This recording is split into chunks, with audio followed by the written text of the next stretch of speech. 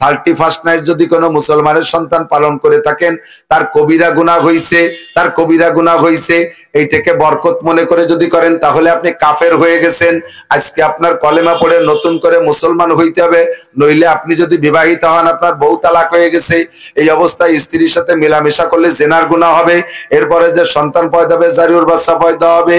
এরপরে আপনি মরে গেলে আপনার জানাজা পড়ানো হারাম, কাফন পড়ানো হারাম, মুসলমানের কবরস্থানে দাফন করা হারাম। আপনি যদি 31st নাইটকে, এই 1 জানুয়ারির প্রথম রাতকে যদি বরকত মনে করিয়ে একে স্বাগতম জানায় থাকেন, আপনার ঈমান নষ্ট হয়ে গেছে। মুসলমান জানাবে, স্বাগতম জানাবে মুহররম মাসের 10 তারিখকে, তার ভিতরে আমল আছে, সময় মতো বলবো। কাজেই আমরা এই অন্যায় আর করব না। আমার প্রাণ প্রিয় গোপালগঞ্জবাসী, আমার গোপীনাথপুর আশপাশের যারাই আছেন, আমরা যুবকরা প্রতিজ্ঞা করি আর জীবনে কোনোদিন 31st নাইট আর 1 বৈশাখের কোনো বিষয় আমরা উদযাপন করব। একটু সবাই বলো যুবকরা করব। কারা কারা করবা না একটু হাত দেখাতে পারো। আর জীবনে এই অন্যায় করব আর করব না। আল্লাহ সবাই হাত দুটোকে কাবার গায়ে পৌঁছাই দিক, বলেন আমিন। আর এই 7 বছরে সারা পৃথিবী হিসাব করে দেখেছি মাত্র 30,000 মুসলমান অমুসলমান হয়েছে। তবে এই 30,000 মুসলমানকে অমুসলমান বানাইতে সব হিন্দু হয়েছে তা না, সব খ্রিস্টান হয়েছে তা না, বিভিন্ন ধর্মে চলে গেছে। এর পিছনে প্রত্যেক জাতি গোষ্ঠীর কোটি কোটি টাকা খরচ করা লাগছে। কেউরে বাড়ি দেওয়া লাগছে, কেউরে গাড়ি দেওয়া লাগছে, কেউরে বিদেশের ভিসা দেওয়া লাগছে, কেউরে গ্রিন কার্ড দেওয়া লাগছে, কেউরে সুন্দরী বউ দেওয়া লাগছে, কেউরে কোটি কোটি টাকা দেওয়া লাগছে। এই কোটি কোটি টাকা খরচ করে মাত্র 7 বছরে 30,000 মুসলমানকে ধর্মান্তরিত করা গেছে। আর 7 বছরে 30 লক্ষ মুসলমান হয়েছে, তাদের পিছনে একটি পয়সাও খরচ করা লাগেনি। উনি বলেন তাতেই প্রমাণ করে ইসলাম ধর্মই সঠিক ধর্ম। বলেন সুবহানাল্লাহ। আমরা দোয়া করি ভদ্রলোককে আল্লাহ হিদায়াত নসিব করে, বলেন আমিন। তো আমরা যারা মুসলমান আছি, জন্মসূত্রে মায়ের পেট থেকে জন্মের পরে আব্বা আমার ডান কানে আজান, বাম কানে ইকামত শুনাই দিয়ে আল্লাহ আল্লাহ রসুলের সাথে পরিচয় করাই দিছে। যখন একটু একটু করে জবান ফুটছে, দিনদার ইমানদার মুসলমান পরিবারের সন্তান যারা আমরা, তারা আমরা কত বড় ভাগ্যবান। একটু জবান ফুটছে তো আমাদেরকে আব্বা মা অন্য যাহা কিছু শিখাক আর না শিখাক, সর্বপ্রথম আমাদেরকে আল্লাহ বলা শিখায়। সন্তানের ছোটবেলায় যদি একটু একটু আল্লাহ আল্লাহ বলে, আব্বা মা কত যে খুশি হয়েছে, আমাদেরকে আল্লাহ বলা শিখাইছে। আমরা অতি সহজে কলেমা পড়ে মুসলমান হয়েছি, বলি আলহামদুলিল্লাহ। আল্লাহর এক বুজুর্গ বলেন, মানাবুদ মুআতাকাযা মানাবুদ, মানাবুদ মুআতাকাযা মানাবুদ, লুৎফে তো না গুপ্তা ইমামি শানুদ, आदमियत दादाई बाज़म मुसलमा करदाई, ऐ खुदा कुर्बा शवा में हसा बर हसा करदाई। আমরা ছিলাম না, তুমি বানাইছো। আমাদের কে বানাইছে? আল্লাহ। আমরা চাই না, তুমি সব দাও। আমাদের চাওয়া ছাড়া আল্লাহ সবকিছু আমাদের জন্য বানায় রাখছে। চন্দ্র প্রয়োজন বানায় রাখছে, সূর্য প্রয়োজন বানায় রাখছে, তারকা প্রয়োজন বানায় রাখছে, অক্সিজেন দরকার বানায় রাখছে। কত বলবো, ইন তাউদ্দু নি'মাতাল্লাহি লা তুহসুহা। এত নিয়ামত আমার আপনার জন্য বানাইছে, সারা দুনিয়ার সমস্ত মানুষ আমরা চেষ্টা করেও আল্লাহর নিয়ামত রাজি গণনা করে শেষ করতে পারবো না। আমাদের চাওয়া ছাড়া তুমি সবকিছু দিয়েছো। সর্বোপরি যেটা দিয়েছো, আয় খোদা কুরবা সওয়া মে সাবার ইহসা করদাই। আল্লাহ তুমি আমাদেরকে মুসলমান বানাইছো, মুসলমানের ঘরে জন্ম দিয়েছো। আমরা এই নিয়ামতের শুকর আদায় করোনার্থে যদি তোমার সামনে গলা কাটাই দিয়া কুরবানিও হয়ে যায়, তবুও তোমার নিয়ামতের শুকর আদায় শেষ হবে না। খুশি হয়ে পড়ি আলহামদুলিল্লাহ। টের তো পাইতেছেন না, শিক্ষা দীক্ষা জ্ঞান বুদ্ধি দিয়ে কলেমা পড়া সম্ভব না। যদি তাই হতো তাহলে বাংলাদেশে যারা প্রথম সময় কোরআন শরীফ তর্জমা করেছে, একেবারে প্রথম তা না, প্রথম সময় যারা কোরআন শরীফ বঙ্গানুবাদ করছে, তার মধ্যে একজন গিরিশচন্দ্র সেন, সেও কোরআন তর্জমা বাংলায় করেছে এবং সঠিক আমরা পড়েছি দেখেছি, উলামায়ে কেরামরা তাকে সত্যায়িত করেছে, তর্জমা সম্পূর্ণ সত্য। কোরআন শরীফের তর্জমা লিখতে গেলে অবশ্যই তার কোরআন শরীফ আগে পড়া শিখতে হবে, তার ভাষা জ্ঞান থাকতে হবে। তো কোরআন শরীফ পড়া শিখলো, তার তর্জমা পর্যন্ত সহিভাবে লিখলো, শানে নুজুলও লিখলো, অথচ সে মুসলমান হতে পারেনি। শুধু তর্জমা না, এরকম যদি হাজারো তাফসীরও গিরিশচন্দ্র সেন লিখে থাকে, 1 সেকেন্ডও জান্নাতে যাবে না যতক্ষণ পর্যন্ত কলেমা না পড়বে। আর সে কলেমা পড়ে নাই, তার প্রমাণ কি? নামটা গিরিশচন্দ্র সেন নিয়েই কবরে গেছে। কোন মুসলমান কলেমা পড়ে মুসলমান হলে আমরা তার অনেক পরিবর্তন করি, তো সর্বপ্রথম নামটা পাল্টাই দেই, নাম পাল্টাই না? তো যদি নাম পাল্টানোই থাকতো তাহলে তো ওনার গিরিশচন্দ্র সেন নিয়ে নাম নিয়ে দুনিয়া থেকে যেত না। ভারতের 70 লক্ষ হিন্দুদের দেবতা ছিল, 70 লক্ষ হিন্দুরা তাকে দেবতা বলে জানতো। তার নাম ছিল শিব শক্তি। এই শিব শক্তি রাতের বেলা স্বপ্নে দেখে ফ্যামিলির সদস্য 4 জন, 2টা ছেলে মেয়ে, হিন্দুদের বড় পণ্ডিত ও সাধুও, আর স্ত্রী। রাতের বেলা স্বপ্নে দেখে বিশ্ব নবী মুহাম্মদুর রাসূলুল্লাহ সাল্লাল্লাহু আলাইহি ওয়াসাল্লাম এসে বলতেছেন, ইসলামুল হক, তুমি কলেমা পড়ো, লা ইলাহা ইল্লাল্লাহ মুহাম্মাদুর রাসূলুল্লাহ। স্বপ্নে কলেমা পড়ছেন, ঘুম ভেঙে গেছে, ফজর পর্যন্ত অপেক্ষায়, সকাল পর্যন্ত কি দেখলাম? গতকালকে যে পরিস্থিতি ছিল চেহারার, সকালে ঘুম থেকে উঠে চেহারার অবস্থা একটু ব্যতিক্রম, স্ত্রী ঘুমের থেকে উঠা কেমন কেমন ভাব, ছেলে মেয়ে 2টা ঘুমের থেকে উঠে কেমন কেমন ভাব। এই প্রত্যেকের ভিতরে অন্য দিনের চাইতে একটু ব্যতিক্রম ভাব। তো উনি মুরব্বী হিসেবে এক এক করে জিজ্ঞেস করছে, তুমি কি ব্যাপার, এরকম মলিন মলিন ভাব কে? তো কেউ কেউ রে কিছু কয় না। পরে সর্বপ্রথম উনি উনার স্ত্রীকে বলতেছে, গত রাত্রে দেখলাম একটা লোক এসে বলল আমি মুহাম্মদুর রাসূলুল্লাহ, আর ওই লোকটা আমার নাম ধরে বলতেছে, আমার নাম, আমাকে আলাদা একটা নামে বলতেছে, ইসলামুল হক, তুমি পড়ে লা ইলাহা ইল্লাল্লাহ। আমি তো পড়ে ফেলাইছি স্বপ্নে। স্ত্রী বলতেছেন, তখনও বলতেছে, ভগবানের কসম আমিও তাই দেখছি। মা বাবা 2 জনের কথা শুনে ছেলে মেয়ে 2টা পাশে এসে বলে, বাবা আমিও এই স্বপ্নে দেখেছি। আমাদের আলাদা আলাদা একটা নাম ধরে ধরে এভাবে আমাদের কলেমার দাওয়াত দিচ্ছে। তো বললো যে যদি তাই হয়ে থাকে তাহলে আর ভাগাভাগির দরকার নাই, আমরা 4 জনে পড়ে ফেলাই লা ইলাহা ইল্লাল্লাহ মুহাম্মাদুর রাসূলুল্লাহ। নামটা পাল্টে গেছে, গিরিশচন্দ্র কি বলা হয়, শিব শক্তি থেকে নাম হয়েছে ইসলামুল হক। তারপরে ভারত সরকার তার নাগরিকত্ব কেটে দিয়েছে, সম্পদ সম্পত্তি যা ছিল সব বাজেয়াপ্ত করে দিয়েছে। তৎকালীন বাংলাদেশে যারা ছিল তারা তাকে আশ্রয় দিয়েছে, বাংলাদেশে অনেক দিন ছিলেন, বিভিন্ন জায়গায় মাহফিল প্রোগ্রামও করছেন। এরপরে সৌদি সরকার তাকে স্বাগতম জানাইলেন, সৌদি নিয়ে তাকে নাগরিকত্ব দিয়া সেখানে এখনো পর্যন্ত বসবাস করতেছে। বলতে চাইছি এটাই, গিরিশচন্দ্র সেন যদি কলেমা পড়ে থাকতো, ইসলাম গ্রহণ করে থাকতো, তাহলে নামটা গিরিশচন্দ্র থাকতো না। কোরআনে কারিমের তর্জমা তফসির লেখার পরও সে চিরকাল জাহান্নামে যাবে, 1 সেকেন্ডও জান্নাতে যাবে না। আমরা কত বড় ভাগ্যবান, মুসলমানের ঘরে জন্ম নিয়া শুরু থেকেই পড়েছি লা ইলাহা ইল্লাল্লাহ মুহাম্মাদুর রাসূলুল্লাহ। এই জন্য আজীবন শুকর আদায় করব, খুশি থাকবো, পড়ি আলহামদুলিল্লাহ। ইসলামের সব কালচার ভালো লাগে না মন্দ লাগে? অমুসলমানরা মুসলমানদের এই কালচার দেখেই তারা ইসলাম গ্রহণ করতেছে। নারীদের পর্দা বড় ভালো লাগে, পুরুষের মুখে দাড়ি বড় ভালো লাগে, মাথায় টুপি বড় ভালো লাগে, জামা জুব্বা পরলে দেখতে সুন্দর লাগে। অন্যান্য কোন জাতির পোশাক এত সুন্দর লাগে না। সাক্ষাতের সময় কি সুন্দর সাক্ষাৎ করে, আসসালামু আলাইকুম রাহমাতুল্লাহ, ভাষাটা কত সুন্দর, একে অপরকে দোয়ার মাধ্যমে সাক্ষাৎ করে। এটা ইসলাম ছাড়া আর কোথাও নাই। কতক্ষণ হিন্দুরা এরকম করে কুর্নিশ করে নমস্কার দেয়, নমস্কারের কি তর্জমা আমি তা জানি না।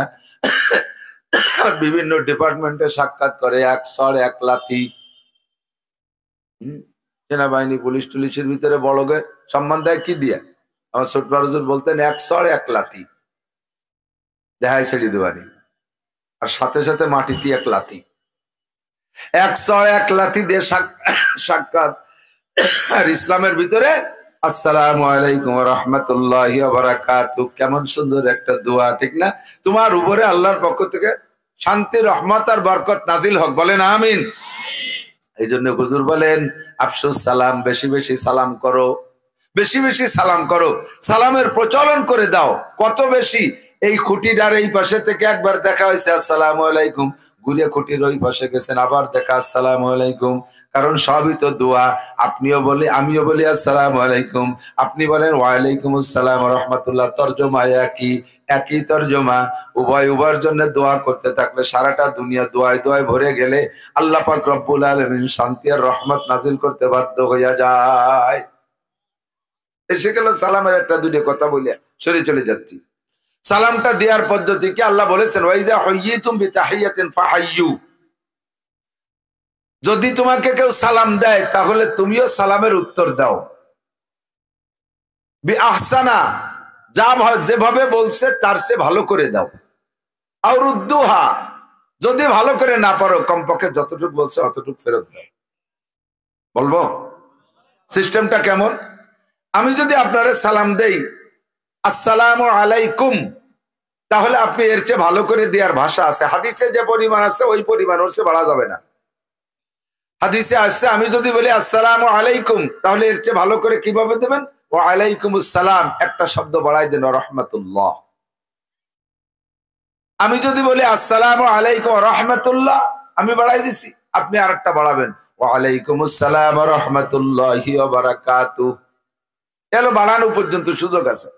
আমি যদি বলি আসসালামু আলাইকুম ওয়া রাহমাতুল্লাহি ওয়া বারাকাতুহু, হাদিসে পর্যন্ত আছে, আপনি এরপর আর বাড়াবেন না। এবার হলো রুদ্দুহা, যা বলছি ওইটা ফেরত দেন, ওয়া আলাইকুমুস সালাম ওয়া রাহমাতুল্লাহি ওয়া বারাকাতুহু, সমান সমান হুবহু ফেরত দেন। অনেকে আছে একটু পণ্ডিতগিরি দেয়, এরপরে আরো বাড়ায়, ওয়া আলাইকুমুস সালাম ওয়া রাহমাতুল্লাহি ওয়া মাগফিরাতুহু ওয়া জান্নাতুহু ওয়া জাহান্নামুহু ওয়া কুদরতুহু ওয়া দাখিলুহু, এখানে বাড়াতে দেয়। এই জায়গার পণ্ডিতের দরকার নেই। ইসলাম হলো মাপা ঝুপা, বাড়ানো যাবে না, কমানো যাবে না, যা আছে তাই, তার নাম ইসলাম। মাতাকুমুর রাসূলু ফাকুযুহু ওয়া মা নাহাকুম আনহু ফান্তাহু। রাসূল তোমাকে যেটা যেভাবে করতে বলে ওইটা ওইভাবে করো, যেটা ছাড়তে বলে সেটা ছেড়ে দাও। বলবেন যে পরে যা বলছি তা তো ভালোই বলছি, খারাপের কি বলছি, তার দোষ কি আছে? আরো খানিক দোয়া করে দিলাম, না আপনাকে অনুমতি নাই। মাগরিবের ফরজ নামাজ কয় রাকাত? জ্বর হলো না, পড়ছেন তো? না বলি টু ওঠা। আমাদের সাথে তো অনেকে পড়ছেন আলহামদুলিল্লাহ, যারা পড়ে নাই আইছে, তারা জীবনে অনেকে পড়ে নাই। এরকম ভালো ভালো আল্লাহ আল্লাহ মানুষ আছে কোনদিনও মাগরিবের নামাজ পড়ে নাই। এরা তো রাকাত ফাকাত জানে না। আমার সাথে এক ডিসি সাহেবের কথা, ডিসি সাহেব বলতেছিলেন তৎকালীন প্রধানমন্ত্রী শেখ হাসিনার আমলে সরকার একবার ডিসিদেরকে নিয়ে সম্মেলন করলেন ঢাকায় সচিবালয়। তো ডিসি সম্মেলনের ভিতর দিয়া জুমার দিন, শুক্রবার ছিল, ইতিমধ্যে আজান দেশে, জুমার আজান দেশে। জুমার আজান দিলে সব ডিসিদেরকে উনি বললেন যান আপনারা জমা পড়ে আসেন। প্রধানমন্ত্রী বললেন আমি নামাজ পড়ে আসি, নামাজের পরে বাকি আলোচনা হবে, লাঞ্চের পরে এরপরে আবার মিটিং হবে, এই বলে ছুটি দিয়েছেন। তো উনি বলতেছেন যে আমি তো মুসলমান ডিসি, আর একজন মুসলমান ডিসি কে বললাম ভাই চলেন যাই নামাজ পড়ে আসি। বস চলেন। তো বলে কি নামাজ? শুক্রবারে কি নামাজ এইটা ডিসি জানে না। এই ডিসিও যদি আমাদের গোপালগঞ্জের ডিসি হয় তাহলে পদাধিকার বলে আমাদের গোপালগঞ্জের 2-3টে প্রতিষ্ঠানের কিন্তু সভাপতি থাকে ডিসি সাহেব, যেমন কোট মসজিদ, মাদ্রাসা, তারপরে আমাকে মুসলিম এতিমখানা, পদাধিকার বলে এখানে ডিসি হয়। যে ডিসি শুক্রবারে জুমার নামাজ কি বারে তাই জানে না, সেই ডিসি যদি ধর্মীয় প্রতিষ্ঠানের ডিসি হয়, মানে সভাপতি হয়, তাহলে কেমন হয় কন্ততেই? উনি বললেন আপনি মুসলমান না, আপনি জানেন না যে শুক্রবারে কি নামাজ? না তো, আমি তো কখনো জানি না। এটা একটা ক্রেডিট দেখাচ্ছে, আমি তো জানি না কখনো, তার মানে জীবনেও কোনোদিন ও এলাকায় ঘুরি নেই। কি মুসলমান? মাগরিবের নামাজ 3 রাকাত, কয় রাকাত? নামাজ তো নামাজ, 3 রাকাতের জায়গা যদি মোহাব্বতের সাথে চিন্তা করেন, সময় আছে, আমি কিরাত ভালো জানি, আজকে জয় ঝামেলা কম, 4 রাকাত পড়বো। চতুর্থ রাকাত যদি সূরা বাকারা পড়ে ফেলান, একটু ভালো করে পড়ি, একেবারে আল্লাহকে হাজির নাজির জানিয়া মনে মনে কল্পনা করতেছেন পুলসিরাতের পর দাঁড়িয়ে আছি, আল্লাহ আমার সামনে আছে, ডাইনে আমার জান্নাত, বামে আমার জাহান্নাম, পিছনে আমার আজরাইল। 4 নম্বর রেখাতের সময় মনটা খুব ক্লোজ করে ফেলাইছেন এবং চতুর্থ রেখাতটা সুন্দর করে পড়ছেন। রুকুতে 39 বার আজিম, সিজদায় যে 41 বার আলা মারি দিয়েছেন। খুব যত্ন সহকারে শেষ বৈঠক করছেন, ভদ্রতার সাথে সালাম ফিরাইছেন। মাগরিবের নামাজ 4 রেখাত, মাগরিবের নামাজ 3 রেখাত। চতুর্থ রেখাত পড়ার দ্বারা কি চতুর্থ রেখাত নামাজ হবে? হবে? আগের 3 রেখাত পড়ছেন ইন্না তাইনা কুলহু দিয়ে, শেষ রেখাতে বড় হইরে পড়িতেছেন, হবে? কিরাত পড়লাম, কোরআন শরীফ পড়লাম, রুকু করলাম, তো হবে না কেন? হবে না, কারণ হলো আল্লাহর হুকুম মাগরিবের নামাজ পড়েছো কিন্তু নবীর তরিকায় পড়ো নাই। নবী জীবনও 4 নম্বর রিকাত মাগরিবে মিলাই নাই। কাজেই তোমার ওই 4 নম্বর রিকাত যত সুন্দর হোক নামাজ হবে না। আমি এটাই একটা ছোট্ট প্রমাণ দিয়ে সরে চলে যাই। এর নামই হলো ইসলামের ভিতরে যত সুন্দর হোক বাড়াবাড়ি নাই, আর ইসলামের ভিতরে তোমার পছন্দ না হইলে ওর থেকে ছাড়াছাড়ি নাই। যেটুক আছে ওইটুক মেনে নিতে হবে, তার নাম হলো ইসলাম। অল্প সময়ের ভিতরে ইশার আগ পর্যন্ত 7টার আগ পর্যন্ত আমি কয়টা মাসআলা বলবো, নিয়ত করছি কয়টা মাসআলা বলবো। রাজি আছেন তো ইনশাআল্লাহ? মাসআলাটা হলো সামনেই রাখি, হেডলাইন শিরোনামে রাখি, নামাজের বরকত ও ফজিলত। ফজিলত ও বরকত। নামাজ প্রত্যেকটা ইবাদতের বিনিময়ে আল্লাহ পাকের স্বভাব শুধু আখিরাত দেয় তা না, প্রত্যেকটা ইবাদতের বিনিময়ে আল্লাহ তাআলা দুনিয়াও সাথে রেখেছেন। কারণ যদি সব ইবাদতের প্রতিদান আখেরাতের জন্য রেখে দিত, তাহলে হাজারো মানুষ এই আখেরাতের প্রতি অতটা আকর্ষণ না, নগদে বিশ্বাসী, এই নগদে কিছু না পাওয়ার কারণে আখেরাতকে অতটা গুরুত্বের সাথে আমলে নিত না। আল্লাহ পাক প্রমাণ করেছেন অনেক সময়, অনেক কিছু দিয়ে, আমাদের বাস্তব দিয়ে। দেখবেন যে মাহফিলের শেষে তবারকের ব্যবস্থা আছে, মাঝে মাঝে উড়িয়ে ঘিরান আসতেছে, গরুর গোশতের ঘিরান, তারপরে কি কয় তেহারি মেহারির একটু ঘিরান আসতেছে, ওদের শুনতেছি যে থালবাটি হাড়ি ভাতিলির খড়খড়ি শোনা যাচ্ছে, তাতে বোঝা যাচ্ছে যে প্যাকেট ট্যাকেট হবে। তাহলে সেই মাহফিলি শেষ বক্তা যত খারাপ ওয়াজ করুক, শ্রোতা কমে না, এর পার্টির সাথে ভাষা লাগি যায়, ওঠেই না। আরো দোকানপাট বন্ধ হয়ে যে দলে দলে আসতেছে। কিছুদিন আগে আমি গেছি সিলেট এক মাহফিলি, শেষ বক্তা আমি বয়ান করছি, অনেক লোক যথেষ্ট পাইছি, কিন্তু নেমে যাওয়ার সময় দেখি সে ইস্তেমার মাঠে যেমন রাস্তায় দিয়ে দেন না, ওইভাবে ঢুকতেছে পাঙ্কু ফুলা পান, 16, 18, 20, 22 বছরেরা। সে যে কি হারে, ঘটনা কি, ওখানে এখন তবারক বিতরণ, ও দেশে তবারক সিন্নি কয়, এখন সিন্নি দেবে, সিন্নি। তো মাহফিলের শেষে যদি তবারক আর সিন্নি থাকে, তাহলে মাহফিলের শেষ পর্যন্ত লোক পাওয়া যায়। বক্তা যত খারাপ করুক আর যাই করুক না কেন, ভালো না লাগলেও শেষ পর্যন্ত বসে থাকে। মিলাদের শেষে, দোয়ার অনুষ্ঠানের শেষে যদি কিছু ভালো তবারক থাকে, তাহলে শেষে ওই মিলাদের লোক বেশি থাকে। শুক্রবারে মসজিদে ইমাম সাহেব এলান দিয়েছে, সবাই বসবেন, দোয়া আছে, উকি মারি দেয় যে সামনে 2 প্যাকেট স্টার বিস্কুট, খরচ পড়েই বাড়ি যাবে। দোয়ায় বসবেন না, কয় না সুন্নত, ঘরে পড়া সুন্নত, ফতোয়া দিয়ে ঘরে চলে যাচ্ছে। পরে শুক্রবার এলান দিয়েছে, এলানও দেয়া লাগে না, আগের থেকেই গরুর গোশ মুরগির ঝোলের ঘিরান আসতেছে না, আবার কেমন কেমন পা পা ঘিরান, জিলাপি জিলাপি ঘিরান। দোয়ার জন্য এলান দিয়েছে, উকি মারি দেখে যে সামনে বড় বড় ডিশ ভরা আর 2 বস্তা। আজকে সুন্নতের পরে 2 রিকাত, তারপরে 2 রিকাত, ওনার জ্বালায় সেই ইমাম সাহেব দোয়াই বসতে পারতেছে না। কাকা শেষ করেন, তাড়াতাড়ি দোয়া করবো। আইছো তো তোমরা খাতি নে গিয়ে, উনি গত শুক্রবারে কিন্তু বসিনি স্টার বিস্কুট দিয়ে। বোঝা যায় যে দোয়ার পরে যদি তবারক থাকে, তাহলে সেই দোয়ায় লোক বেশি হয়। আরো বলি, আমাদের টুকুই কোন মাহফিলের শেষে যদি বক্তাকে হাদিয়া ভালো দেয়, আগামী বছর ওই মাহফিল ধরার জন্য বক্তা ওত পাইতে বসে থাকে, কবে আসবে, আসে না কে, দাওয়াত দেয় না কে, হাদিয়া ভালো পাইছি। মাহফিলে যদি হাদিয়া কম দেয়, পরের বছর ফোন দিলি, হুজুর ডায়েরিটা কি অবস্থা দেন, ডায়েরির কলেরা হয়েছে, কারণ টাকা কম দিছিলে তা তো কোয়া যাচ্ছে না, না খালি নাই, ডায়েরির কলেরা হয়েছে। এই সবগুলো দেখা আল্লাহ পাক ইবাদতের, আল্লাহ দেখে বলছে তা না, বাস্তব মানুষের স্বভাব এরকম হবে। আল্লাহ পাক রব্বুল আলামিন সব ইবাদতের প্রতিদান মূল রাখছে আখেরাতে, আর প্রত্যেকটা ইবাদতের প্রতিদান দুনিয়ায় কিছু রাখছে। আমরা ইবাদত করি কি দুনিয়া পাওয়ার জন্য না আখেরাত? একটু কথা বলেন। নামাজ পড়ি কি জন্য? আখেরাতের জন্য। রোজা রাখি আখেরাত, হজ করি আখেরাত, যাকাত দেই আখেরাত, দাড়ি রাখছি আখেরাত, টুপি পরি আখেরাত, ঢিলাকুলুক আখেরাত, মেসওয়াক দস্তরখান আখেরাত, তিলাওয়াত করি আখেরাতের জন্য, তবলিগি যাই আখেরাতের জন্য, ফরজ ওয়াজিব সুন্নাত ইস্তিগফার চার্জ তাহাজ্জুদ সব কিসের জন্য? দুনিয়ার জন্য না আখেরাত? আখেরাতই পাবেন। তবে আল্লাহ পাক তার সিস্টেম অনুযায়ী প্রত্যেকটা ইবাদতের প্রতিদান দুনিয়ায় কিছু রেখেছে। তো সর্বপ্রথম শ্রেষ্ঠ ইবাদত নামাজ, এর প্রতিদান আল্লাহ পাক বলেছেন, আল্লাহ পাক বলেছেন এর প্রতিদান একটা, নবী পাক বলেছেন এর প্রতিদান 5টা। কয়টা? আল্লাহ বলছেন কোনটা? আল্লাহ বলেন ইন্নাস সালাতা তানহা আনিল ফাহশাই ওয়াল মুনকার। নামাজ পড়বা কয় ওয়াক্ত?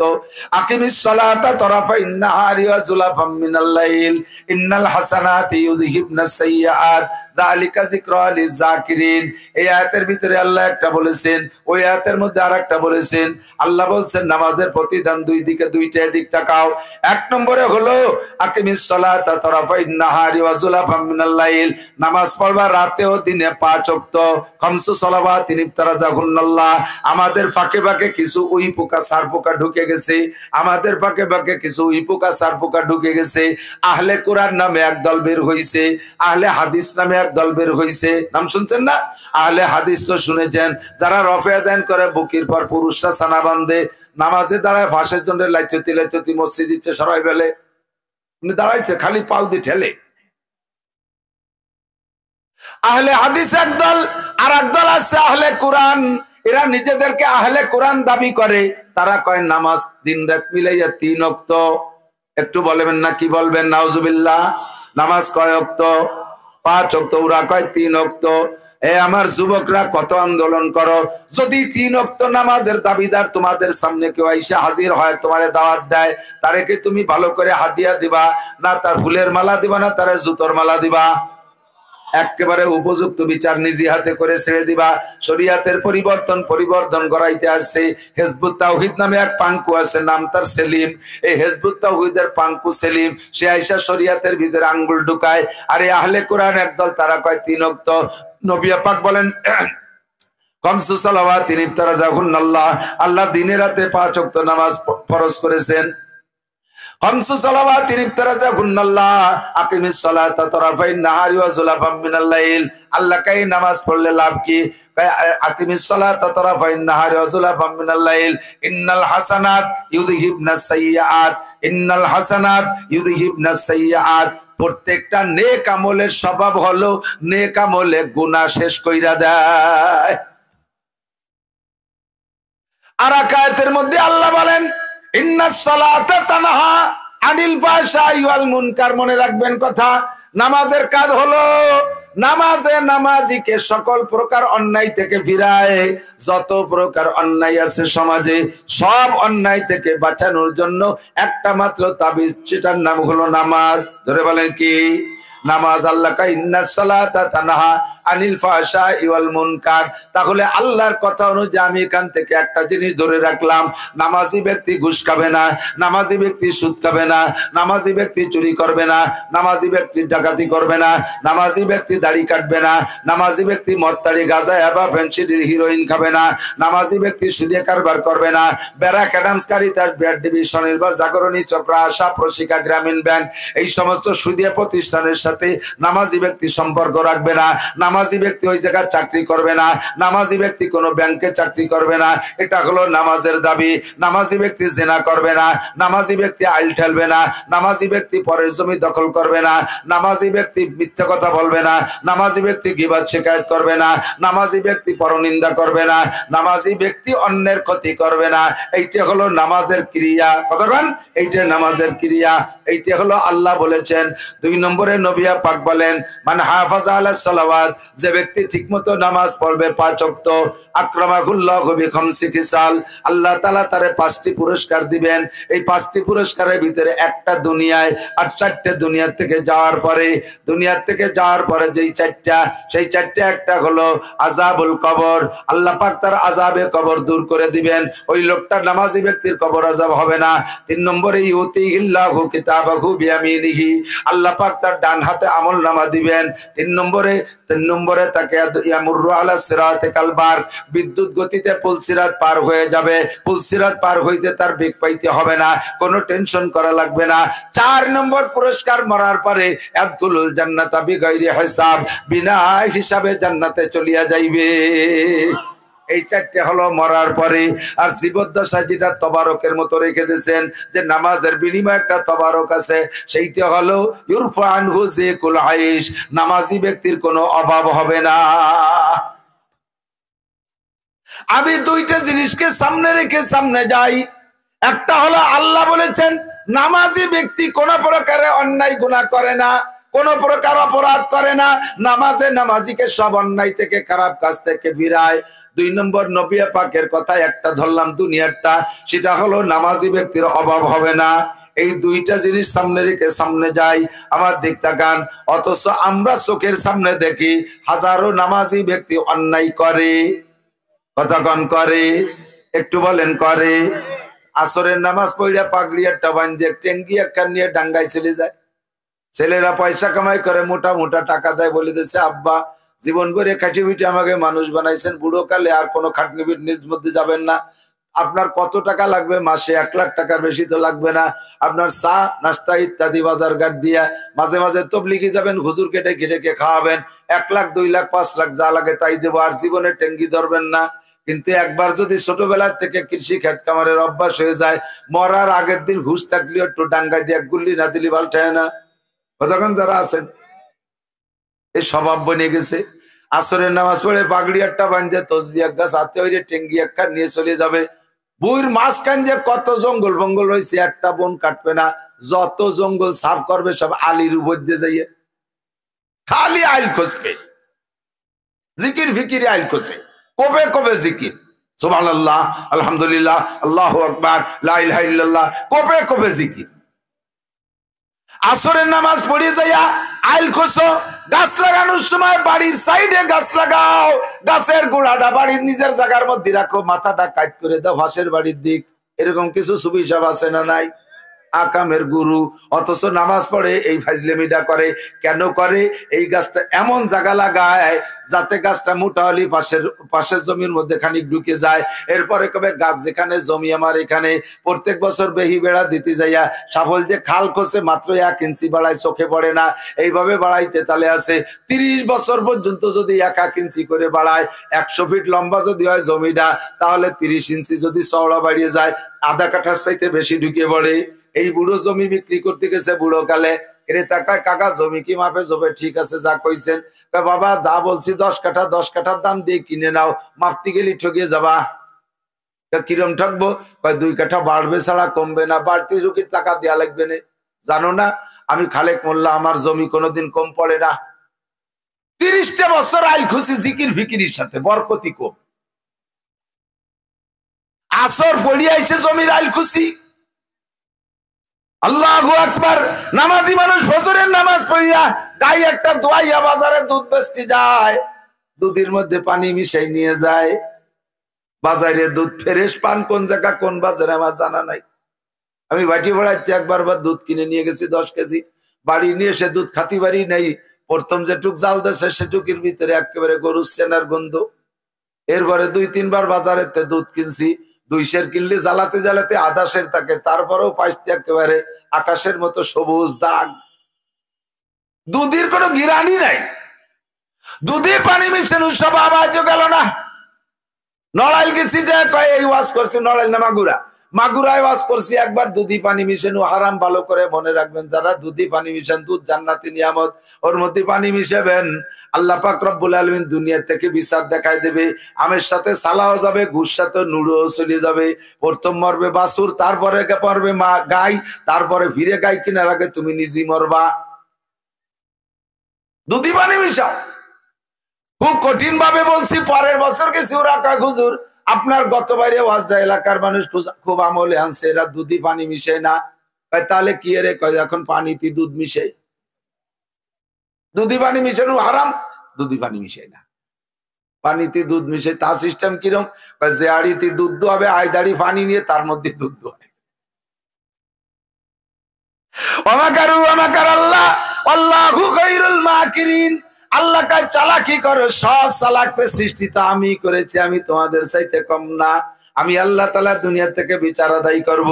আগে মরবে বাছুর, পরে মরবে গাই, তার পরে মরবে তোর বউ, এরপরে মরবি তুই। সাইডে শোয়াই বেলায় দেবো বালিশ ছাড়া। আকাম কেন করো? আরে দুধে পানি মিশানো থেকে ফিরতে পারলেন না, আইল ঠেলার থেকে ফিরতে পারলেন না, মিথ্যা সাক্ষী দেওয়াতে ফিরতে পারলেন না, জাল দলিলেতে ফিরতে পারলেন না, চার দোকানে বসে গীবত শিকায়ত করেন, একেবারে মূলোৎপাটন করে দেন। দেশের সবাই নামে কইয়ে লাস্ট ফিনিশিং ধরে হুজুরকে সব জাহান্নামে পাঠাই দে। উনি সাধ্য হতে তলিরাটি, জীবনে কোনোদিন নামাজ নাই, কালাম নাই, আগে সোসে না, মুইতে বানি নাই না, আকামের গুরু, অথচ উনি নিজে খুব পূত পবিত্র। দেশের সব মানুষ খারাপ, এই সমস্ত অন্যায় থেকে ফিরতে পারছেন না, অথচ নামাজ পড়েন কেন? এই সমস্যাটা কোথায়? আমি সেইটা একটু ধরাই দেবো দুই চারটা। আর নবী পাক বলেছেন তোমার নামাজের প্রতিদান আখিরাতের সাইডে তো মরার পরে বোঝা যাবে। দুনিয়ায় যেটা পাবা সেটা হলো রিজিকের অভাব থাকবে না, অথচ নামাজ পড়ে কিন্তু রিজিকের অভাব যায় না। এই দুইটা সমস্যা কেন? হুজুর কয় নামাজ যেমন পড়া দরকার, তোমার নামাজটা সেরকম হচ্ছে কিনা সে জায়গা আগে হাত দাও। নামাজের ফরজ 13টি। কয়টি? একটু বলেন কয়টি? আমি যদি জিজ্ঞেস করি 13টা ফরজ গুনিয়ে কয়জন কইতে পারবেন? একটু হাত দেখাবেন কয়জন পারবেন? শুধু হাত দেওয়ালে কিন্তু একটারে উঠাই দেবো। এই তো নগদে জামাতের তেজে মুখস্থ করেছে, থ্যাংক ইউ। দেখেন কতবার সারা মাঠ জড়ায় জন করি কি কইতে পারলেন? 13টা। আর এখানে 500-700 হাজার খানিক মানুষ আছেন, সবাই পারলেন না। আর নামাজের ফরজ যদি না জানেন, ওই ফরজটা আপনার আদায় হলো কি হলো না বুঝবেন কি করিয়া? নামাজের 13টা ফরজ আপনাকে জানা ফরজ। নামাজের ওয়াজিব 14টি। কয়টি? হাত দেখাবেন কয়জনে পারেন এই 14টি ফরজ ওয়াজিব বলতে? দেখেন তাও জন কুড়ি। আর বাকিরা জানেন না। ফরজ তরক হইলে সমস্যা কি? অজেব তরক হইলে নামাজের কি মাইর খায়? আরে সারা রাত ভরে কিসসা কাহিনী রজের চাইতে এখানে একটা দুটো মাসালা বলবো, এর বিনিময় পাইবেন হাজার হাজার কোটি গুণ বেশি। নবী পাক বলেন মাজলিসু ফিকিন খায়রুম মিন ইবাদাতি 60 সানা। একটা গল্প যদি 10 বার বলে আর সেই গল্পটা শুনতে মনে চায় না, কিন্তু শরীয়তের মাসালা একটা মাসলা 1000 বার বললেও শোনা লাগে। কথা কন্টে ঠিক না? আমার ওখানে কম আছে, কোন জায়গা শিখতে হবে। নবী পাক বলেন একটা মাসালা যদি শোনো আর শেখো, তার বিনিময়ে তোমাকে 60 বছর নফল নামাজ ও নফল রোজার সওয়াবের চাইতে বেশি দেওয়া হবে। আমার আপনার জিন্দেগীর শ্রেষ্ঠ ইবাদত হলো নামাজ। কিয়ামতের ময়দানে জিজ্ঞাসা হবে, আউয়ালু মা ইউহাসাবু বিহিল আবদু ইয়াউমাল কিয়ামাতিস সালাহ। হাসরের মাঠে সর্বপ্রথম জিজ্ঞাসা হবে কোনটা? একটু বলেন কোন প্রশ্ন? নামাজ। নামাজের প্রশ্ন। আমরা এই মাঠে আসছি নেকি কামাই করতে না গুনাহ কামাই করতে? যত বেশি কায়দা করে কামাই করা যায়, রাজি আছেন না? যেভাবে হোক আরেকজনের চেয়ে একটু বেশি কামাই করবো, রাজি আছেন না? এই মাঠের থেকে আজকে বেশি নেকি কামাই করে যাবো, রাজি? সত্যি কথা কেন রাজি? তাহলে সহজে একটা নেকি কামাই করার একটা সহজ বুদ্ধি দিচ্ছি। যার যার সামনে যেটুকু ফাঁকা আছে যদি আগামী বছর 10 বছর এতে কাবে সওয়াব পাবেন। দেখি কার কার চাহিদা। ওই সরে নড়ে না তো কেবল কলম যে বেশি নাকি কামাই করে আবার আগ্রহী না, মাথা জুললি হবে না, ভাষা সহ আগ্রহী হবে। একটু আগে আসতে হবে। পিছনে লোক বাড়তিছে, ওই যে দেন দরজার দ্বারে গাদায় গেছে। যারা দরজার কাছে দাঁড়ায় রয়েছে তারা যুবকরা ভিতরে ঢুকে বসো।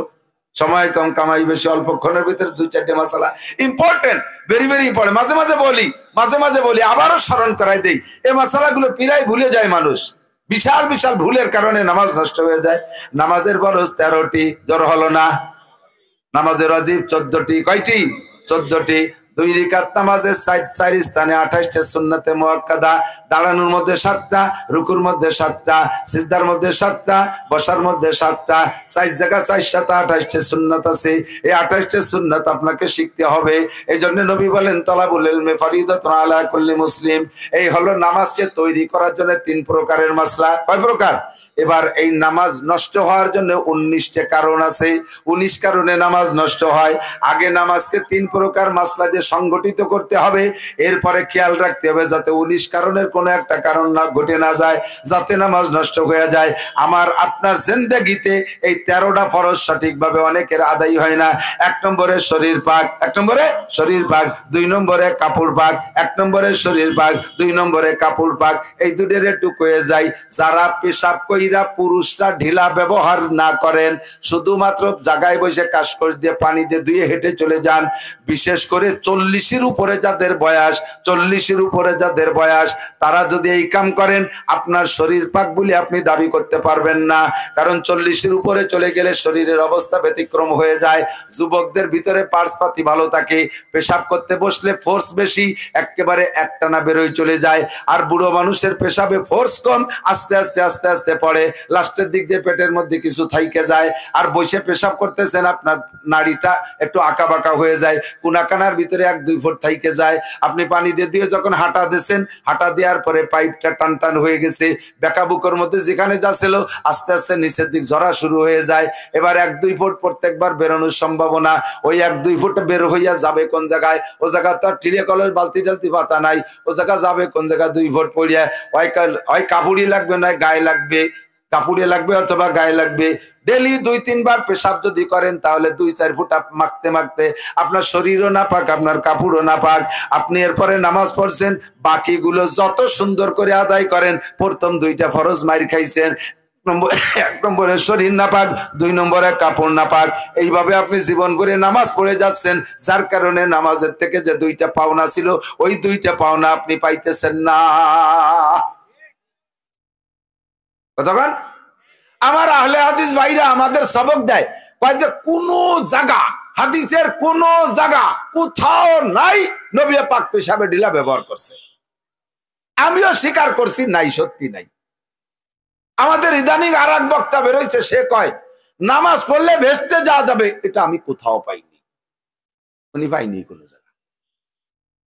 আল্লাহ, তুমি পাও নাই বলে নাই তাই কয়া কি ঠিক হবে?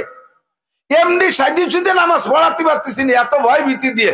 এরপরে যদি ওপেনে বলে দেয় নামাজ পড়লে ভেস্তে যাওয়া যাবে, কথা কোরআনের কোন জায়গা নাই, তাহলে উম্মতের কি অবস্থা হয় কোন?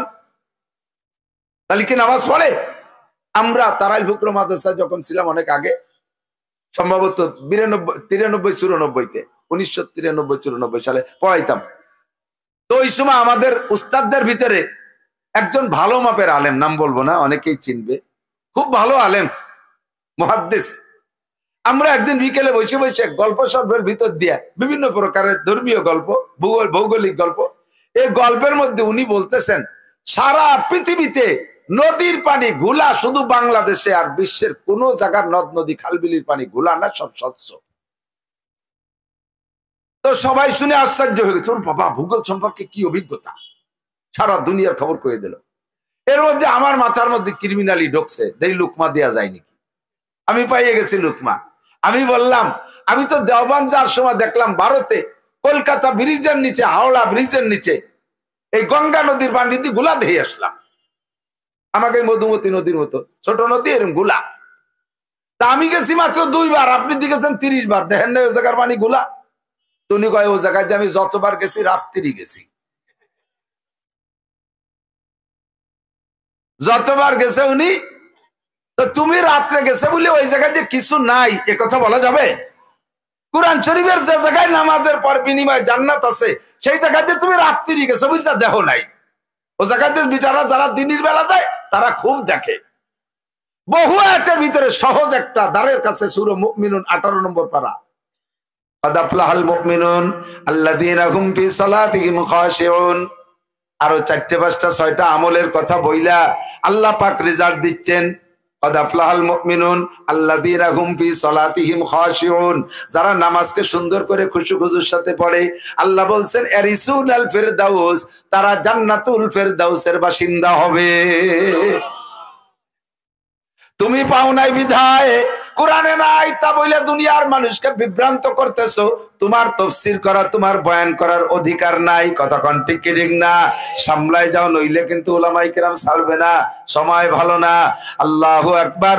নবী পাক পেশাবে ঢিলা ব্যবহার করেছেন, এইটা তুমি পাও নাই বিধায় হাদিসে নাই, তোমারে বলতে বলছে কে? এরপরে যদি বলো যে হ্যাঁ নাই, সত্যি নাই যদি বলি, স্বীকারও করি, তারপরে এটা তো আছে কি বলা হয়, নবী পাক বলেছেন তোমরা নাপাক অবস্থায় নামাজের কাছে যেও না। ইজা কুমতুম, আল্লাহ বলেছেন ইজা কুমতুম ইলাস সালাত, যখন নামাজ পড়তে যাবা তখন তোমরা পবিত্রতা অর্জন করো। ফাগসিলু ওয়াজুহাকুম ওয়া আইদিয়াকুম ইলাল মারাফিক ওয়ামসাহু বিরুউসিকুম ওয়া আরজুলাকুম ইলাল কাবাইন, এগুলো দ্বারা ওযুর কথা বলা হয়েছে। নবী পাক বলেছেন লা সালাতা ইল্লা বিত্তুহুর, না সালাতা ইল্লা বিত্তুহুর, পবিত্রতা অবস্থায় ছাড়া নামাজ পড়া যাবে না, এটা পরিষ্কার হাদিস। এবার যার যার পবিত্র তার তার অবস্থা, সকলের শরীরের অবস্থা তো একরকম না। কতক্ষণ আরবের মানুষ শুকনো খায়, এই আমার দিক, আরবের মানুষ শুকনো খায়, বেশিরভাগ শুকনো খাবার খায়, এজন্য তাদের শারীরিক অবস্থা ভিন্ন রকম। পায়খানা করে ঘোড়ার মতো কড়ি কড়ি, গায়ে পাতায় কোনো জায়গা হয় না, একটু টিস্যু দিয়ে মুছে তুলি হয়ে যায়, তাকে পানিও লাগে না। হাদিসে পরিষ্কার আসছে আল্লাহর নবী যখন বাথরুমে গিয়েছেন, হযরত বিলাল বলেন আমি 3টে ঢিলা হুজুরের হাতে দিয়েছি, বহুবার নবীকে 3টা ঢিলা ব্যবহার করতে দেখেছি, আর 1 বদনা পানি ব্যবহার করতে দেখেছি, 2 বদনা পানি নবীকে বাথরুমে ব্যবহার করতে দেখি নাই, তথা তার চেয়ে বেশি পানি ব্যবহার করতে নবীকে দেখি নাই। তাহলে পায়খানার সুন্নাত হলো নবী পাকের পায়খানার সুন্নাত 3টে ঢিলা 1 বদনা পানি, 3টা ঢিলা 1 বদনা পানি।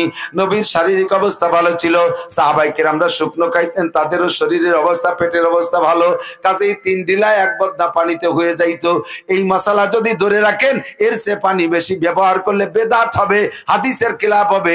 তাহলে তুমি এবার বলো বাঙালিকে কথা, বাঙালিরা তো অত শুকনো খাবার খায় না, খেসড়ি মেসড়ি ভান্তাবাদ ডাল চাল পিএজি বেগুনি ছোলা ছোলা মুড়ি ইত্যাদি খাইয়ে পেটের ভিতরে আষাঢ়িয়ে মেঘের মতো গুড়ুম গুড়ুম ডাক শুরু হয়ে গেছে, পেট ফুলি উঠছে, পায়খানায় যাওয়ার আগে 2 রান বাইয়ে একেবারে হাঁটু পর্যন্ত মারা গেছে, লুঙ্গি ভাইসে গেছে, এই অবস্থায় পায়খানায় গেছে। এবার তুমি হাদিসের পর আমল করো, 3 কুলুক আর 1 বন্দা পানি বেরিয়ে পারবা?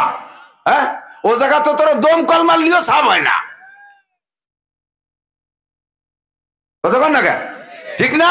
এবার তুই হাদিসের পর আমল কর, এবার কি বলবি? কয় না এবার 1 বন্দা 3 কুলুক না, এবার হলো শরীরে পাক করে বেরোতে হবে। তাহলে যদি তাই হয়, মাসালা যদি তাই হয় যে শরীরে পবিত্র করে বের হতে হবে, 3 কুলুক আর 1 বদনাই জরুরি না, শরীর পবিত্র হওয়া জরুরি। তাহলে এবার আমি আসি, পেশাবের থেকে শরীরকে পাক রাখতে হলে পেশাবে পুরুষের জন্য ঢিলা ব্যবহার জরুরি। কতক্ষণ ঢিলা ব্যবহার জরুরি, শুধু পানি দিয়ে ধুইলে হবে না, হাঁটা দেওয়ার পরে যেটুক পড়বে সেটুক যাবে কোন জায়গায়? এই কাপটার ভিতরে একটু চা আছে, এটারে সম্পূর্ণ এটা কলু দিয়ে আমি দেখাই দিই, এই দেবো না, ওই কাপটা দাও, প্র্যাকটিক্যালি দেখাই, সবটুক ফেলাই দিছি না, পড়ে গেল। এবার আসে কি আসে না, 2-3 ফুট পড়ে না, এত বড় মুখ, তাই যদি ফেলে দেওয়ার পরে এতখানি পড়ে, তাহলে যে জায়গাতে পেশাব করছেন তার মুখ তো এত বড় না, ও জায়গা প্যাসে ফোসের মধ্যে 2-1 ফুট থাকতে পারে, কি পারে না?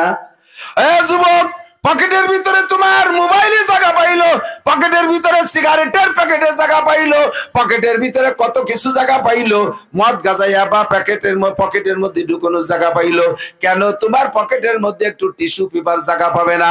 মুসলমানের পকেটের ভিতরে মাইকে ঢিলা রাখা লাগতেছে না, ইদানিং প্রযুক্তির টিস্যু পেপার আসছে, এইটাকে ধরলে তোমার শরীরটা পাক থাকবে, 24টা ঘন্টা তোমার শরীরটা পাক রাখো। মুসলমানের শরীর পাক রাখা সর্বক্ষণ দায়িত্ব। যুবক মসজিদের কাছে এসে আমার গলা জড়ায় ধরিয়ে একেবারে খটখটায় কান্দে দিয়েছে, মুহি পান ওই পাশে গলা বড় ওই ধারে নিয়ে কান্দে দিয়েছে না, আইসে দিয়েছে, আজ জানি রে ফস ফস করে উঠছে, দেখি যে পিছনে স্প্রে হয়ে গেছে, আমার লাল সাদা জামা লাল হয়ে গেছে, জড়াই ধরে কই হুজুর আমি আপনার কঠিন ফ্যান। তো ফ্যান তা কি লোদারে করলি কি তুই? এতে আমি মাহফিলি জামাই একটা জামা কাজ দিয়েছি, হুজুর একটু ধুয়ে নেন, আমি সহ্য করতে পারিনি কুচিটা, এত ফ্যান, তাই চল মসজিদে নামাজ পড়ে আজান হয়ে গেছে, হুজুর আমারে মসজিদে নিয়েন না, বাকি আর সবাই নামাজ নষ্ট হয়ে যাবে না, আবার প্যান্ট এলো মুতির গন্ধ। 7 দিন এই প্যান্ট পরি, 7 দিনের মধ্যে মোটা জিন্সের মাথা ডেলি ধোয়া যায় না, 6-7 দিন ভরি একবার দই, শুক্রবারে ভরছে ভরে শুক্রবারে দোবে, এই কয়দিন যত পেশাব এভাবে 2-4 ফুট পড়িয়ে করে পড়ছে, ওই এক জায়গায় জমা হয়েছে না, একবার শুয়ে একবার ভেজে একবার শুয়ে একবার চুষো মারা গন্ধ হয়ে গেছে। মুসলমানের সন্তান, তোমার প্যান্টের মধ্যে মতির গন্ধ কেন থাকবে? কাজেই মুসলমান সর্বক্ষণ শরীরকে পাক রাখার জন্য পেশাবে ঢিলা ব্যবহার করবেন। এক নম্বর, মহিলারা বাথরুমে, বিশেষ করে মহিলাদের পেশাবে ঢিলা জরুরি না, মহিলাদের পেশাবে ঢিলা লাগে না। শারীরিক ভাবে আল্লাহ পাক তাদের এমন বানাইছে, তাদের পেশাব একবারে ক্লিয়ার হয়ে যায়, পানি দিয়ে ধুইতে হবে। আর তাদের বাথরুমে পায়খানায় ঢিলা ব্যবহার করা পুরুষের চাইতে জরুরি, কারণ তাদের হাতের খানা দানা আমাদের খাইতে হয়। ভালো করে পরিষ্কার না করলে হাতের মধ্যে যদি ময়লা থেকে যায়, এই ময়লা পুরুষদেরকে খাওয়াই দেবে মশলাপাতির ভিতর দিয়া, কলব মইরা যায়, দিল মরে যায়, ইবাদতে একাগ্রতা থাকে না, ঈমান আকীদা দুর্বল হয়ে যায়। নারীরা বাথরুমে অবশ্যই টিস্যু ব্যবহার করবেন, ঢিলা কুলুক ব্যবহার করবেন, এইটা হলো পবিত্রতা সংক্রান্ত। নারীদের পবিত্রতার জায়গা আর একটা ছোট্ট কথা না বলে পারছি না, সেটা হলো কোলে যদি দুধের বাচ্চা থাকে, কোলের মধ্যে পেশাব করে দেয়, হাত দিয়ে একটু কোষ মেরে পেশাবরে ফেলাই দিয়ে একটু পানি ছিটিয়ে দিয়ে নামাজে দাঁড়ায় যায়। জিজ্ঞেস করা হলো, কাকি কাজটা করলেন? কেউ তো পেশাব করছে কোলে। কথা কই নলো ফেরেশতা। আমি যদি শুনিয়ে আসলাম ফেরেশতারা পেশাব করে না, তোমারটা দিয়ে ফ্যাস ফ্যাস করে খালি মার তিতালে রয়েছে। ফেরেশতারা লা ইয়াবুল ওয়া লা ইয়াগুত, পেশাবও করে না পায়খানাও করে না। কতক্ষণ ফেরেশতারা পেশাব পায়খানা করে না, তোমার ফেরেশতা দিয়ে ঘন্টায় 10 বার মতে, তাহলে এটা ফেরেশতারও কি? ফেরেশতারা পেশাব পায়খানা করে না, তোমার দাদি ভাষায় প্যাম্পাস ভরাই লাগে। হ্যাঁ, কাজে ওরা ফেরেশতার পেশাব পায়খানার কণা করা পর্যন্ত নাপাক, গায়ে পড়ছে, কাপড়ের উপরে ছটকা দিয়ে ছেড়ে দিলে কাজ হবে না। ও জায়গা সুন্দর করে ধুইতে হবে। গায়ে যে পেশাবের ছোঁয়া লাগছে, ও জায়গাও সুন্দর করে ধুইতে হবে। এর এক একটা মাসালার দাম 60 বছর নফল নামাজ আর নফল রোজার চাইতে বেশি। কতক্ষণ ঠিক ঠিক না? ছোট্ট দুটো মাসালা বলি, আমি ছেড়ে দেবো, আমার দিক তাকান। একটা মাসালা হলো, ইমামের সাথে যখন তকবিরে উলা নামাজে জামাতে শরীক হন, তখন ইমাম সাহেব একটু টাইনিয়ে তকবির দিয়েছে, আল্লাহু আকবার। মুসল্লিরাও ওই জামাতে যারা শরীক হবে, সকলের প্রথম তকবীর বলা ফরজ। এর নাম হলো তকবীরে তাহরিমা বলা। নামাজের 13 ফরজের ভিতরে একটা আছে না, তকবীরে তাহরিমা বলা। এই তকবীরে তাহরিমা শুধু ইমামেরই ফরজ না, মুসল্লিদেরও ফরজ। শুধু কানে হাত দিলে হবে না, মুখে আল্লাহু আকবার বলা লাগবে। এই আল্লাহু আকবার অনেকে বলে না, শুধু মুখ বন্ধ করে কানে হাত দিয়ে সানা বাঁধতে দাঁড়ায় থাকে, আপনার নামাজ হয় নাই। এই নামাজে আপনাকে পুরস্কারও দেবে না, এই নামাজে আপনার অন্যায় থেকে ফিরেবে না। 2 নম্বর, আল্লাহু আকবার যে বলবেন, এরও বলার সিস্টেম আছে।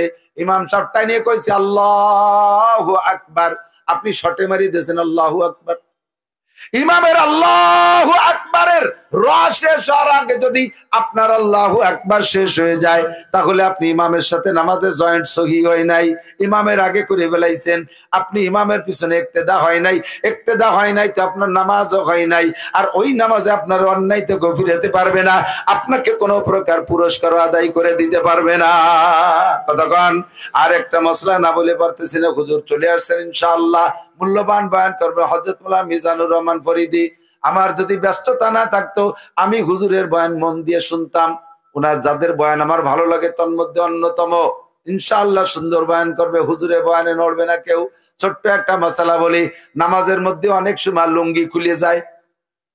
নামাজের মধ্যে 2 হাত দিয়ে কোনো কাজ করলে নামাজ ছুটে যায়, রেখা আমলে কাসির।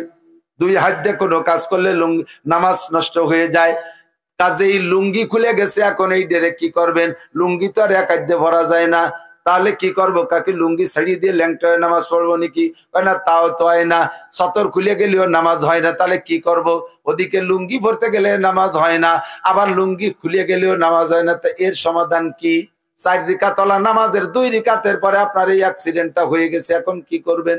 আপনি নামাজ ছেড়ে দিয়ে সুন্দর করে 2 হাত দিয়ে লুঙ্গি পরবেন, লুঙ্গি পইরা এরপরে আবার নতুন করে শুরু করবেন আল্লাহু আকবার, নতুন করে শুরু করবেন। লুঙ্গি খুলে যার আগে যে 2 রিকাত হয়েছিল, ওই 2 রিকাত বাতিল হয়ে গেছে। ইমাম সাহেব সালাম ফেরানোর পরে উঠে দাঁড়াইয়া সেই 2 রিকাতকে আবার পড়ে নেবেন, সেই 2 রিকাতে আবার পড়বেন। কিন্তু আপনি যেন লুঙ্গি পরে আবার সুন্দর করে টাইট করে ধরে আগের 2 রিকাতকে আপনি নামাজের মধ্যে শামিল করে নেবেন না, তাহলে এটা নামাজ হয় নাই। এই নামাজের যে 2টা পুরস্কারের কথা ছিল, আপনি একটাও পাবেন না। মজলিসু ফিকিন খায়রুম মিন ইবাদাতি 60 হাসানা। 3-4টে যা মাসালা বললাম, প্রত্যেক এক একটা মাসালার বিনিময়ে আল্লাহ পাক আমাকে আপনাকে 60 বছর নফল নামাজ ও রোজার সওয়াব দান করবে। সবাই বলে আমিন। আর একটা তারিখ মুখস্থ করেন, বলেন 31শে জানুয়ারি। একটু কন না, নেকি হবে। 1 জানুয়ারিতে কোনো ফজিলত নাই, গত রাত্রে বলছি, আজকে তা শরীর চলে গেছে বিদায় বললাম না। 31st নাইট যদি কোনো মুসলমানের সন্তান পালন করে থাকেন তার কবিরা গুনাহ হইছে, তার কবিরা গুনাহ হইছে, এইটাকে বরকত মনে করে যদি করেন তাহলে আপনি কাফের হয়ে গেছেন। আজকে আপনার কলেমা পড়ে নতুন করে মুসলমান হইতে হবে, নইলে আপনি যদি বিবাহিত হন আপনার বউ তালাক হয়ে গেছে, এই অবস্থায় স্ত্রীর সাথে মেলামেশা করলে জেনার গুনাহ হবে, এরপরে যে সন্তান পয়দা হবে জারিউর বাচ্চা পয়দা হবে, এরপরে আপনি মরে গেলে আপনার জানাজা পড়ানো হারাম, কাফন পড়ানো হারাম, মুসলমানের কবরস্থানে দাফন করা হারাম। আপনি যদি 31st নাইটকে এই 1 জানুয়ারির প্রথম রাতকে যদি বরকত মনে করিয়ে একে স্বাগতম জানায় থাকেন আপনার ঈমান নষ্ট হয়ে গেছে। মুসলমান জানাবে স্বাগতম জানাবে মুহররম মাসের 10 তারিখকে, তার ভিতরে আমল আছে সময় মতো বলবো। কাজেই আমরা এই অন্যায় আর করব না। আমার প্রাণ প্রিয় গোপালগঞ্জবাসী, আমার গোপীনাথপুর আশপাশের যারাই আছেন, আমরা যুবকরা প্রতিজ্ঞা করি আর জীবনে কোনোদিন 31st নাইট আর 1 বৈশাখের কোনো বিষয় আমরা উদযাপন করব। একটু সবাই বলো যুবকরা করব। কারা কারা করবা না একটু হাত দেখাতে পারো। আর জীবনে এই অন্যায় করব আর করব না। আল্লাহ সবার হাত দুটোকে কাবার গায়ে পৌঁছাই দিক, বলেন আমিন। তবে 31শে জানুয়ারি তারিখটা বললে একটু নেকি হতে পারে, বলেন 31শে জানুয়ারি, 1-2 ফেব্রুয়ারি টঙ্গীর ইজতেমা কি হবে? টঙ্গীর ইজতেমা উলামায়ে কেরামের সাথে, এতাহাতীদের সাথে কোনো তবলিগ নাই, এতাহাতীদের সাথে তবলিগ নাই। সন্ত্রাস বাহিনী, গুন্ডা বাহিনী, মায়ের বাহিনী 6 জন মানুষকে টঙ্গীর ময়দানে মারছে যারা, তারা কখনো হকপন্থী তবলিগওয়ালা হইতে পারে? কথা বলেন পারে? গহরডাঙ্গাওয়ালারা তার বিপক্ষে, হাটাজারি, পটিয়া, বাবুনগর, সিরিনা, জিরাট, লালবাগ, ফরিদাবাদ, মালিবাগ, যাত্রাবাড়ি, তারাইলপুকুর, সন্দদিগিলে, সুলতান শাহী, সুটপা, সারা পৃথিবীর সমস্ত মাদ্রাসায় উলামায়ে কিরাম যাদের বিপক্ষে, অবশ্যই তারা কখনো হকপন্থী হইতে পারে না। তাদের সাথে তবলিগের কোনো সম্পর্ক নাই। ওরা ইসরায়েলের নেতানিয়াহুর মোসাদ বাহিনীর সাথে, মোসাদ যে গোয়েন্দা, তার সাথে সম্পর্ক করে সেখান থেকে লেনদেন করে। বহুত প্রমাণ খুঁজে পাওয়া গেছে। এই সন্ত্রাস আর ইসলামের এত বড় শত্রু বাহিনী যদি তবলিগ করে তাদের সাথেও যাবেন না, তাদের ইজতেমায়ও যাবেন না। ইজতেমায় যাবেন 31শে জানুয়ারি, 1-2 ফেব্রুয়ারি। আল্লাহ কবুল করুক, জোরে বলেন আমিন। এই মাদ্রাসার বিপক্ষে কারা একটু হাত দেখাবেন মোহাব্বতের সাথে? 4 জন 5 জন বিপক্ষে, বেকায়দায় পড়ে বুলি বুলি উঠে বেলাইছে। পক্ষে কারা একটু আল্লাহকে হাত দেখাবেন? আল্লাহ হাতগুলোরে কবুল করে না, বলেন আমিন। মাশাআল্লাহ, বেশি না। যারা বিপক্ষে তারা চলে যাবে আর যারা পক্ষে তারা থাকবে। এরপরে বয়ান হবে হযরত মাওলানা মিজানুর রহমান ফরিদী, আমার অত্যন্ত স্নেহাস্পদ, অত্যন্ত মহব্বত করি। বাংলাদেশের বহু জায়গা তার সম্পর্কে আমি পরিচয় করে দিই। যদি আপনাদের মাদ্রাসার উন্নয়নমূলক কথা শুনতে চান তাহলে মাওলানা মিজানুর রহমান ফরিদী, আব্দুর রব ফরিদীরে দাওয়াত দেবেন। 2 জন আমার ফরিদপুরের সন্তান। আল্লাহ তাআলা তাদেরকে দিনের জন্য